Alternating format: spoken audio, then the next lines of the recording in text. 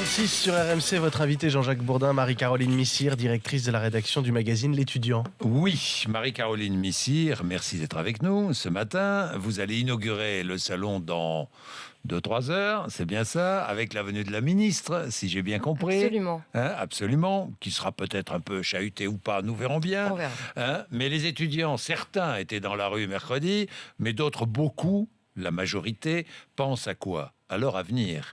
Et le salon de l'étudiant, c'est utile quand on pense à son avenir. Par exemple, quand on veut partir étudier à l'étranger. De plus en plus de Français, de jeunes Français partent étudier à l'étranger.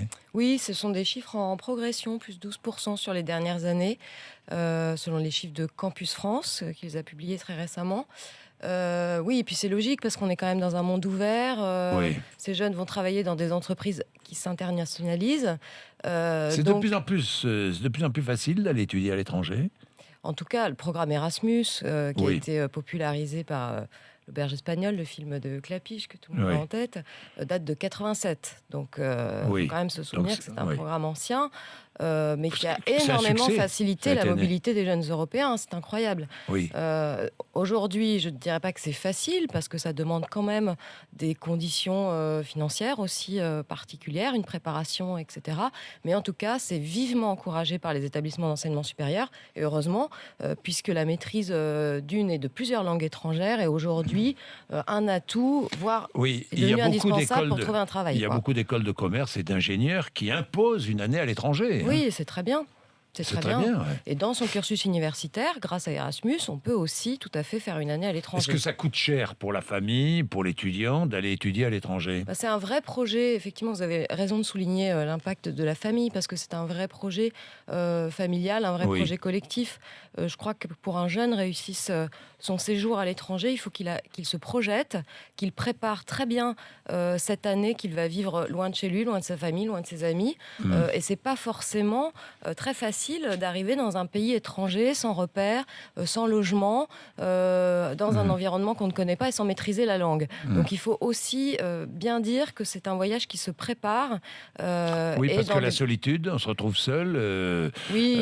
la Alors, pression. il y a eu ces drames terribles Roumanie, l'année oui, dernière en étudiants, Roumanie, ouais. avec des étudiants en médecine qui poursuivaient leur cursus en Roumanie, puisque les conditions d'études en médecine en France sont très difficiles et l'accès est très très restreint, avec des suicides dans la même semaine et dans la même université. Ah oui. Solitude, isolement, voilà. Dans le salon, il y a des universités étrangères ou des grandes écoles étrangères qui viennent. Bah oui, les qui universités, sont- ouais. les grandes écoles sont représentées. Et Sont puis surtout, représentées. l'idée, c'est de permettre aux jeunes d'avoir un dialogue et des informations précises avec Évidemment. Ouais.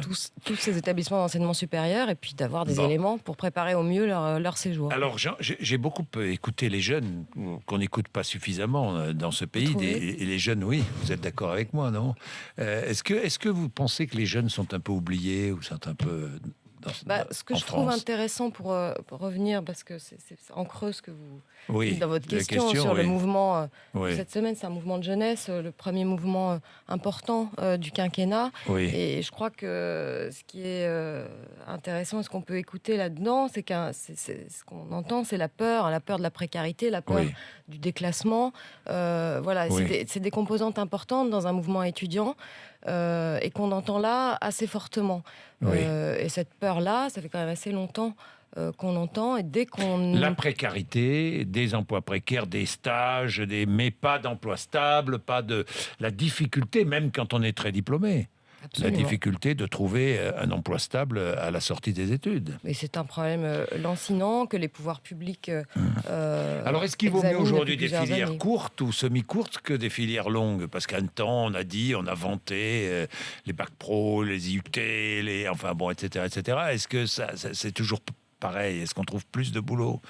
Je crois que les filières courtes ont énormément progressé ces dernières années, Oui, et permettent effectivement une meilleure professionnalisation. oui. On reste dans un pays qui est dominé par un système quand même assez élitiste, d'études longues, avec des grandes écoles d'un côté, des universités de l'autre. Oui, un ça système bouge pas beaucoup, très ça, dual.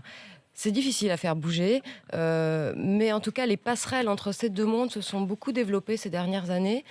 Et dans le magazine L'étudiant, nous proposons aux jeunes Oui. de mieux connaître ces passerelles et de mieux connaître ces formations courtes qui peuvent aussi permettre de faire des années d'études à l'étranger, il faut le Oui. savoir, et puis d'avoir des diplômes très professionnalisants qui garantissent une insertion plus facile sur le marché du travail. Bien, bien. Merci Marie-Caroline Missire. Allez au Salon de l'étudiant. Si vous êtes en région parisienne, n'hésitez pas parce que vous allez trouver beaucoup de choses. Il est 6h51.